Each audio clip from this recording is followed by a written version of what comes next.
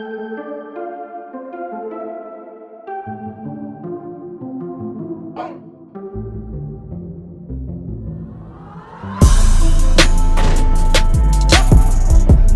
going on, everybody? It's your boy Jobbers and Goons. Blessed to have you all here today. And if you're new here, I hope you hit the subscribe button and notification bell. I'm dropping a lot of content, including new stuff like shorts. So I also want to make this announcement. Typically, my video prices were $40 to $50. I've decided to permanently cut them for now to $25 for the upcoming future, just to help everybody out. And make it easier for people to donate and see what they want to see as well. For YouTube shorts, that's different. It's only like $5 for a YouTube short if you want a versus battle or anything like that, or just my opinion on something. But anyways, if you haven't joined my Discord, please do so. And in the spirit of giving, I'm gonna do a mass unbanning if I banned you for like a petty or or like you got on my nerves reason. So definitely check it out after this video. But yeah, this starts a new series. I've tried a lot of series on the channel since changing it to Jobbers and Goons. And I think I want to stick with this because it brings back some scaling to the main channel, with my second channel, Coffee Shop, primarily being where I scale. This series is going to be simple. It's going to be called Goon Explains. That is, I just take a character, power, or something else like a weapon or idea, concept, anything in fiction, break it down and give both the narrative behind it and the scaling, and overall have fun with you guys and teach you as much as I can about the character in a fast amount of time. So I hope you guys enjoy this. The first one up for Goon Explains is Obi Wan Kenobi. I'm going to go over every form of Obi Wan Kenobi and break him down. Without further ado, let's begin. So, legendary Obi Wan Kenobi, one of my favorite characters in fiction. Shout out to my boy Flash for purchasing this one. I think Kenobi is one of the most fascinating Star Wars characters to break down, both as a character and as a combatant, because he had a really tough life, but managed to stay true to his Jedi principles. So I'm going to go over what I would consider the different forms of Obi Wan Kenobi throughout his life, and kind of tell you how strong they are, their feats, their scaling, and how they stack in verse. Alright, so first we have Youngling / Young Padawan Kenobi. This would be the Kenobi before taken under the tutelage of Qui-Gon Jinn. This version of Kenobi is absolute trash tier. One of the worst younglings we've seen. Like, they thought he was going to be trash. He was goofy, awkward, wasn't that good of a duelist in the beginning stages, didn't show any like crazy affinities in the Force. He wasn't a great prospect, right? So this is like the most forgettable form of Kenobi. You don't even really need to talk about him. But brighter days were ahead for this young Jedi, as the Maverick himself, one of the most legendary Jedi of his time, Qui-Gon Jinn, saw young Kenobi and did see some potential, took him under his wing. This is where we get to like young to mid Padawan, or I'd just say mid Padawan Kenobi. This is interesting. He's high Padawan level and like borderline knight. The reason I say this is under Qui-Gon Jinn, who trained under Count Dooku, so he's one of the most decorated duelists you could find. Under this tutelage, and under the fact that Qui-Gon Jinn is a very naturalist when it comes to the Force, that is, the Force is this cosmic power connecting every and all things throughout creation in Star Wars. And Qui-Gon Jinn believed in tapping into the natural flow of it. And this natural flow kind of helped attune Kenobi to the Force properly and allow him to connect better with it, which made him stronger, of course. And this Kenobi became a much better duelist and specialized in... initially, he learned Shicho, which is Form 1, which is the basic style all Jedi use. But on top of this, he learned Ataru, which Qui-Gon Jinn used. He wasn't nearly as fast as Qui-Gon, although he was quick. And he was able to duel and battle against mercenaries, soldiers, go hand-to-hand combat with aliens, and even help take on Xanatos, former apprentice to Qui-Gon himself. So I would say he's fringe low Jedi Knight tier at this point. Not too formidable to like strong characters, but pretty good. Pretty good. Moving on to the next form of Kenobi. This would be late stages of Padawan, about to be Knight, right? So this is the version most of you learned of first, and that is because of Phantom Menace. And he was Knight tier, low to mid-Knight. So what's interesting about him, obviously he could take on several droids. He has Force Push, pretty good precog, as he was able to sense poison being sent towards his way. Able to fight multiple assassins at the same time. Took on, multiple... Qui-Gon Jinn was a very formidable hand-to-hand combatant throughout his service in the galaxy, and he taught this, no doubt, to Obi Wan, as Kenobi continued to sharpen his chops as a hand-to-hand combatant and beat up several people. And most famously, he helped contend against Sith apprentice Darth Maul, who easily at this point was Fringe Jedi Master tier as a duelist. Like the Phantom Menace, Maul, the one that fought Qui-Gon and Kenobi in the end, was quite adept in skill, and Kenobi did kind of help, but didn't really do anything of note until he witnessed his master fall at the hands of Maul. Now this was, what a bar. But this was interesting because we saw Kenobi's willingness to flirt with the dark side at this point. That is, he had straight up killer intent. And he unleashed, as best he could, an Ataru offense upon Maul.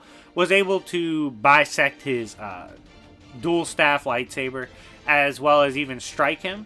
And eventually, he would be disarmed and knocked down, but because Maul got cocky, Kenobi was able to use the Force to get the win, jumped over him, and cut him in half. This Kenobi, like I said, probably low to mid Knight tier. Pretty damn strong. He's quick.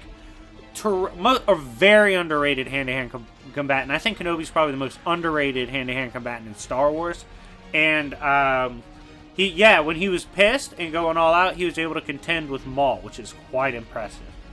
Moving on, we have early knighthood Kenobi / early Clone Wars. This Kenobi's interesting. So he's taken Anakin under his wing after the passing of Qui-Gon, who was supposed to train Anakin. He's become a knight.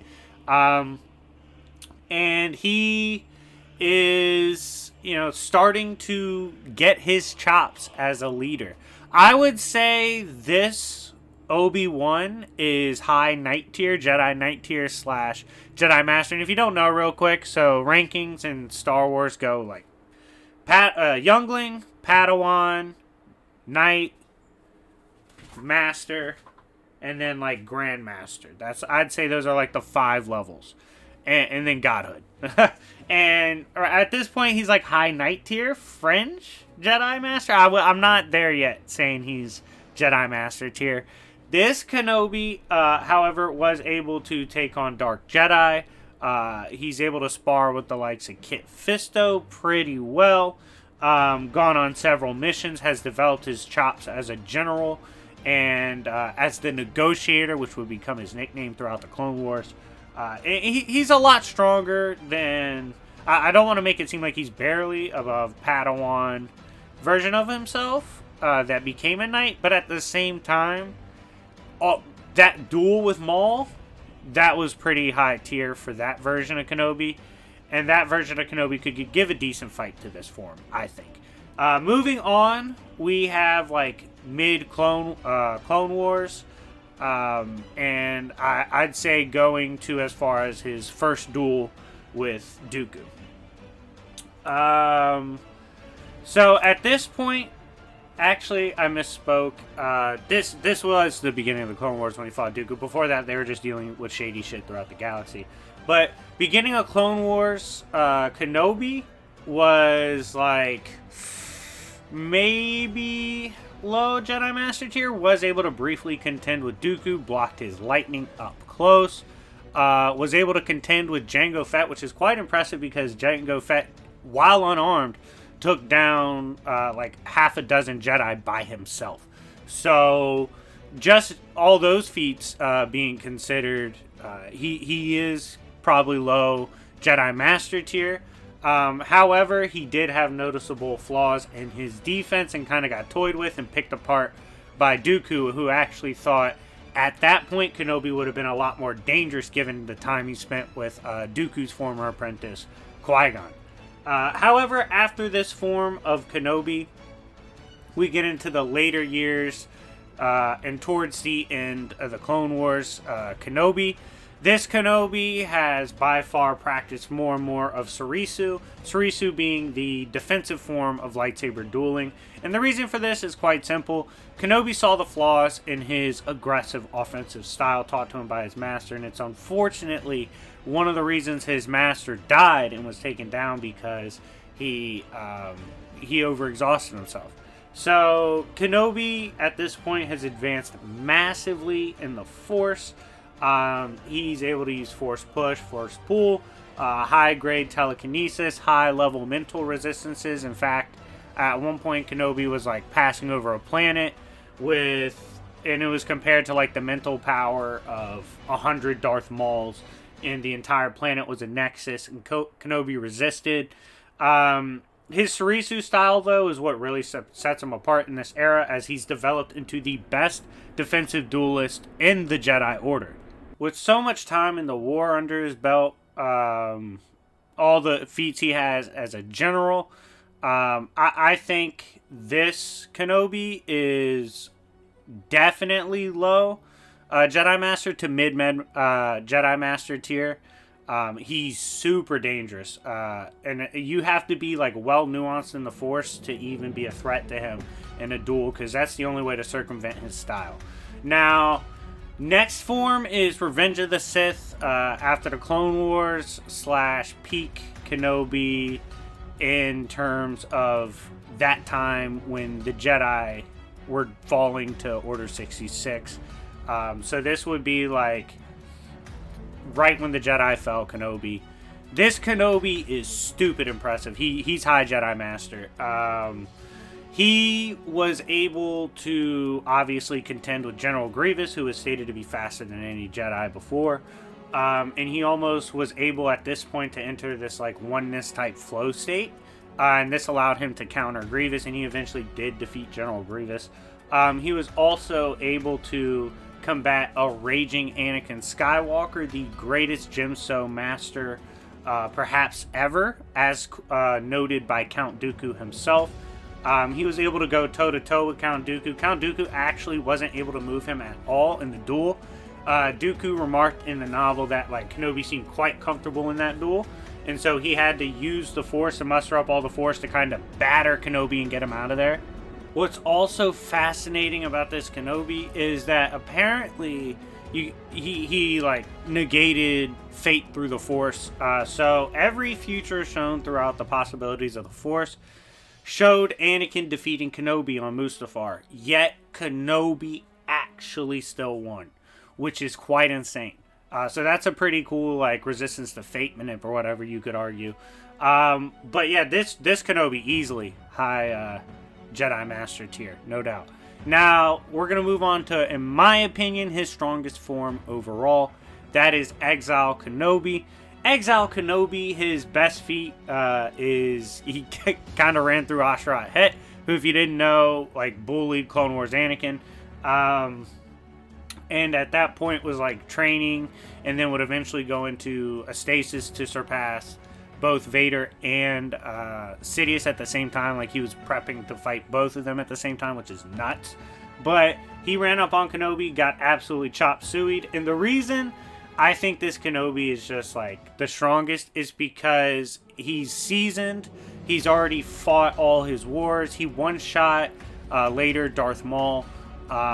He's much more in tune than the Force, spends more time meditating, all these things, and he hasn't gotten too old yet. So I think this Kenobi would be the strongest version of Kenobi, and I'd put him at low Grandmaster tier. Next, we have Old Man Kenobi, Ben Kenobi, whatever you want to call him. He's a kind of a tough one to rank, but we do have some feats for him.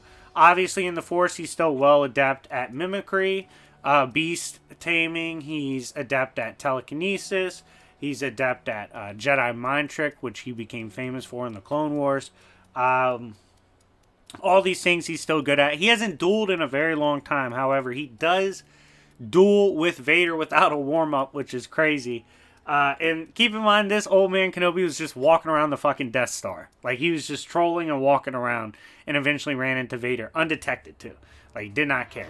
And when he ran into Vader, Vader was scared. And they had a legitimate duel now. Do I think he would have beaten Vader? No. I think Vader would have won the duel. But he was very wary of Kenobi. Now, this Kenobi, I would say, is probably mid to high Jedi Master tier. Still very formidable and very potent in the Force, but has not dueled in quite a bit. Has slowed down because of age and the double suns of Tatooine. But overall, still a very formidable opponent. So anyways, guys, that's like the full breakdown of the many different forms of Obi Wan Kenobi and what he's done throughout time, his several feats and duels and accomplishments. Obviously, he did know Shicho Ataru, but he was most famous for mastering Soresu. Very strong in the Force and one of the most graceful Jedi we've ever seen. Shout out to the negotiator, Obi Wan Kenobi. But anyways, guys, thank you guys so much for watching. If you have a chance to purchase a video, or if you want to just donate to help me out, I'd appreciate it. It'd go a long way. But thank you guys so much for watching. Make sure to hit the like button, subscribe, and all that. And I'll see y'all later. Peace.